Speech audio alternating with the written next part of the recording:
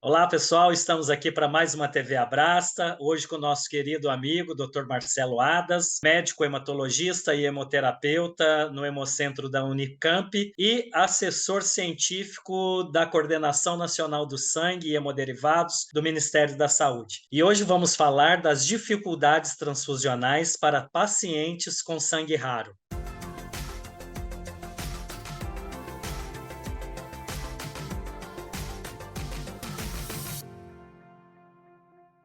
Pessoal, estou aqui hoje com o Dr. Marcelo Adams e queria agradecer a disponibilidade de estar aqui conosco para a gente poder falar, Dr. Marcelo, desse assunto tão importante que é a questão do sangue raro e principalmente para nós pacientes com talassemia, que muitos colegas têm essa dificuldade de poder fazer suas transfusões adequadas pela questão do sangue raro. Para começar, eu queria que o senhor pudesse falar um pouquinho sobre essa questão das tipagens, né? Porque muita gente pensa que o sangue possui só a questão das tipagens A, AB, o O positivo, negativo, né? Mas essa questão vai muito além disso, né? Ela não se limita à questão do A, do B, né? Realmente. Estamos falando principalmente das tipagens dos glóbulos vermelhos, das hemácias, né? Para vocês terem uma ideia, o sistema ABO e o sistema RH são os dois principais sistemas de grupos sanguíneos. Mas existem atualmente descritos mais de 40 sistemas de grupos sanguíneos diferentes só na superfície do glóbulo vermelho, com mais de 350 antígenos diferentes. É óbvio que numa transfusão nunca a gente consegue compatibilizar para esses mais de 350 antígenos. Mas existe um grupo relativamente grande que são constituídos por sistemas de maior importância clínica e que podem causar o aparecimento de anticorpos contra antígenos das hemácias e, eventualmente, numa transfusão futura, uma reação hemolítica que pode ser bastante grave. Então, os sistemas mais importantes precisam ser considerados numa transfusão, para a gente ter uma transfusão segura. E, doutor, por que os pacientes que recebem, né, muitas transfusões de sangue acabam desenvolvendo algum tipo de anticorpos? No momento da transfusão, a gente acaba expondo esses pacientes que recebem a transfusão a antígenos diferentes dos próprios, diferentes dos dele. O sistema imune pode reconhecer esses antígenos e levar à produção de anticorpos. Não é muito frequente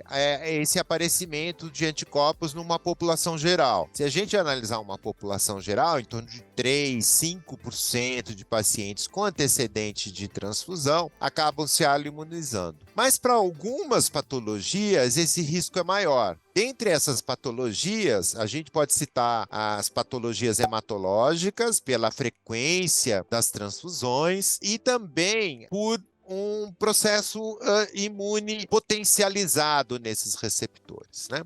Especificamente o paciente portador da talassemia, nos seus fenótipos mais graves, né, que necessitam de transfusões regulares, a gente encontra uma taxa que pode chegar até 10, 15% de pacientes com anticorpos, né? O grupo de pacientes que recebe transfusão, portadores de talassemia que recebem transfusão desde os primeiros meses de vida, tem o seu fenótipo maior, que a gente chama, né? Essa imunização é menos frequente, porque a transfusão acontece num período muito precoce do amadurecimento imunológico. Já os com perfil intermediário, portadores de talassemia intermédia, que apresentam eventos transfusionais mais transitórios, né? Ou iniciam um programa de transfusão mais tardiamente, ou necessitam de transfusão durante um período específico da vida, numa gestação ou num período com um comprometimento clínico, esses se imunizam mais. E aí a gente tem que sempre estar mais atento. E para esses pacientes que hemolizam mais, qual que é o risco, doutor Marcelo? Na realidade, a gente compatibiliza para alguns sistemas mais importantes. Então, o ABO sempre, para o sistema RH, 5 antígenos, que são muito importantes, o sistema QEL, que é bastante importante, e, eventualmente, o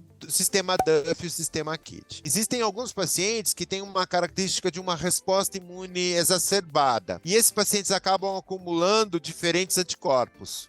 E esses anticorpos vão se somando, dificultando cada vez mais encontrar um sangue compatível, né? Essa associação de vários anticorpos é que leva a dificuldades na seleção de doadores compatíveis para transfundir, e sempre transfundir um componente compatível para evitar uma reação hemolítica. E qual que seria a diferença de fenotipagem e fenótipo raro? A fenotipagem é a tipagem sanguínea das hemácias de um indivíduo. Então, a gente seleciona aí os sistemas mais importantes, os antígenos mais importantes, e utiliza ou métodos de identificação na superfície dessa hemácia desses antígenos, ou atualmente até métodos moleculares, em que a gente estuda o DNA do indivíduo para identificar que grupo sanguíneo ele possui. Quando a gente fala de um fenótipo raro, a gente está falando de uma frequência na população geral menor do que 1 para 1000. Então, se a gente tiver um paciente com perfil fenotípico, um doador com perfil fenotípico numa frequência menor que 1 para 1000, a gente fala que aquele indivíduo tem um fenótipo raro. O Cadastro Nacional de Sangue Raro, ele é constituído por doadores que têm o seu fenótipo com uma frequência inferior a 1 para 1000. Para quem a gente acaba utilizando? Para aqueles pacientes ou que têm anticorpos contra antígenos de alta frequência populacional ou tem múltiplos anticorpos. O perfil do paciente talassêmico é um perfil de uma reatividade intermediária, então a gente não tem uma imunização muito frequente, em torno de 10, 15%, mas eventualmente a gente tem dificuldades por aparecimento de múltiplos anticorpos. E aí se acaba tendo que buscar dentro desse painel, desse cadastro de doadores aí com uma frequência populacional menor. Perfeito. E falando um pouco dessa questão de complexidade, né?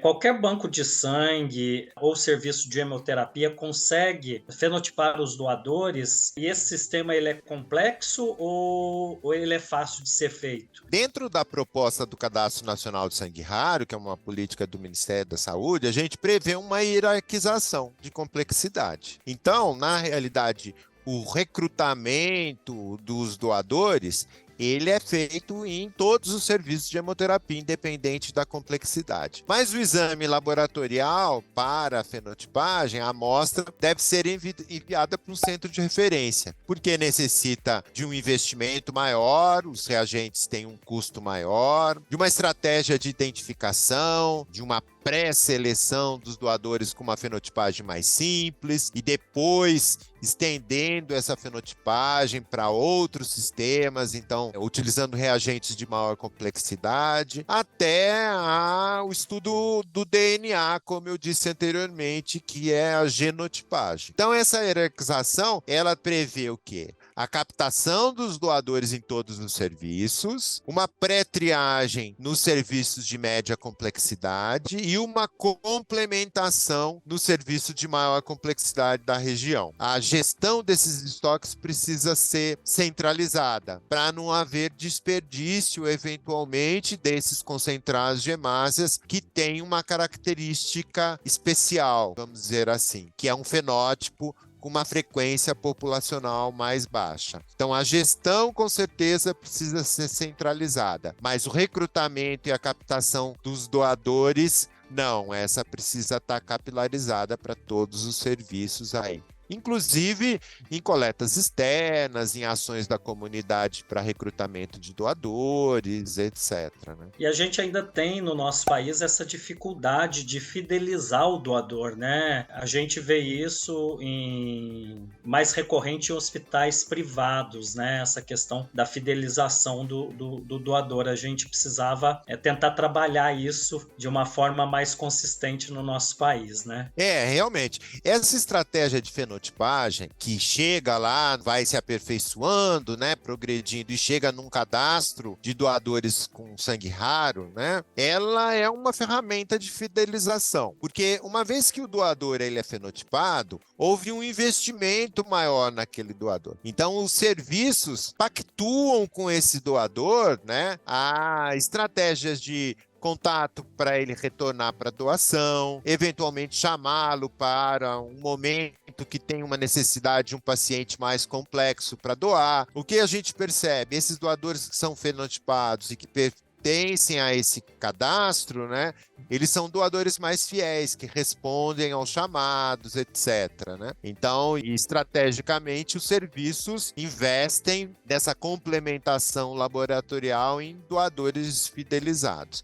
Eu acho que, em termos de quantitativo de doação de sangue, né, tratando um pouco desse assunto, o Brasil está muito próximo do ideal, mas em termos de fidelização, não. Quer dizer, todos os trabalhos que precisam ser feitos pela sociedade, pelos órgãos governamentais, precisam ser voltados na questão da fidelização, porque é uma redução dos custos quando o doador é fidelizado, redução das perdas, maior segurança para os pacientes, né? Então, essa é uma estratégia importante a ser desenvolvida aí pela sociedade, de um modo geral. Está gostando deste vídeo? Então se inscreva aqui neste canal, porque aqui tem tudo sobre talassemia.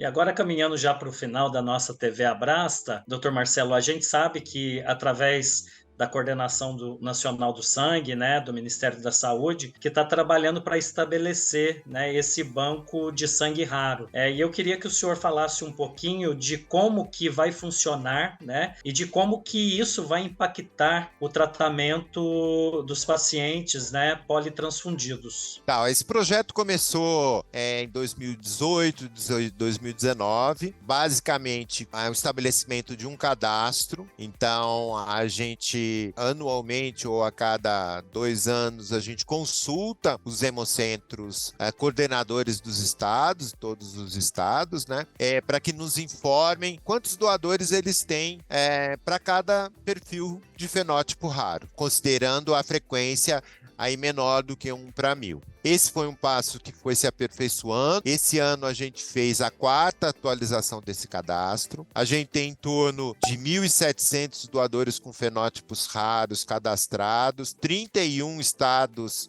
participaram, 31 hemocentros coordenadores participaram do projeto. Então foi um envolvimento bem grande desses hemocentros coordenadores nessa informação. O fluxo está estruturado, inclusive a gente tem um guia do Cadastro Nacional de Sangue Raro, publicado pelo Ministério da Saúde, que está disponível na web. Se algum dos pacientes se interessarem, podem buscar lá. E tem um fluxo de trabalho em que um serviço de hemoterapia, qualquer, privado ou público, solicita para o hemocentro coordenador do estado um atendimento de um paciente com um fenótipo raro, em fins transfusionais. Se não conseguir solucionar no estado, o coordenador do estado encaminha a solicitação para o Ministério da Saúde. A gente tem uma equipe parceira aqui do Hemocentro da Unicamp com o Ministério da Saúde, de especialistas em imunematologia que fazem a análise dessa demanda, identificam os hemocentros que têm doadores cadastrados, viabilizam esses hemocentros o contato e a doação, e a gente do Ministério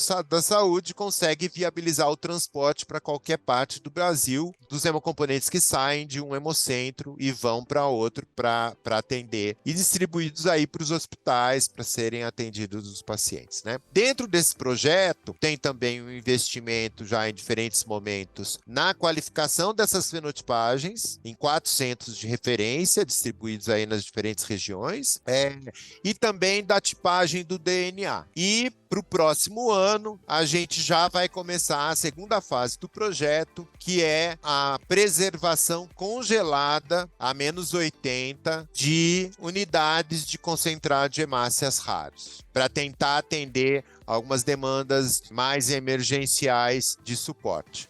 A gente participa também com esse cadastro no cadastro internacional, coordenado pela Sociedade Internacional de Transfusão de Sangue. Então, eventualmente, demandas internacionais, a gente consegue também colaborar, porque o problema do sangue raro, por haver essa característica em função das diferentes etnias, né, não é um problema de um país, é um problema mundial. Tem que existir uma colaboração mundial para conseguir atender adequadamente a essas demandas. Perfeito, Dr. Marcelo. E dentro desse universo todo que o senhor falou, né, que essa questão, essa dinâmica, né, porque não é tão simples a gente possuir no país essa questão do banco de sangue raros, né? O senhor acha que a gente poderia futuramente mapear também os pacientes de sangue raro que eventualmente possa ter de talassemia e fazer um trabalho para que não falte sangue para esse paciente? A gente fez, há uns 3 anos atrás, a gente fez um esforço no Ministério da Saúde, através de uma cooperação aqui com a Unicamp, e a gente conseguiu genotipar todos os pacientes talassêmicos na época, né, de talassemia na época, que não tinham a genotipagem. Isso facilita muito a identificação. Eu acho que o cadastro nacional nos sistemas disponíveis, né, de web coagulopatias, ele pode avançar nesse sentido, de a gente ter uma informação disponibilizada, aí um mapeamento disponibilizado para todos os pacientes, e aí com hemoglobinopatias que eventualmente precisem entrar em programa, e aí principalmente os portadores de um fenótipo de talassemia com uma demanda transfusional, e aí conseguir mapear e atender de maneira mais qualificada aí esses pacientes. Eu acho que a gente está retomando lá no Ministério algumas atividades nesse sentido, né, com estruturação aí do programa, e eu acho que é uma aproximação que a gente precisa fazer, porque o atendimento de qualidade ao paciente com talassemia não é só quelação de ferro, né, é uma transfusão segura, né, e de qualidade, e eu acho que a gente precisa aproximar a assistência hematológica com a hemoterapia para tentar avançar nesse sentido. Perfeitamente, Dr. Marcelo. A gente já vai agora fazer as nossas considerações, né?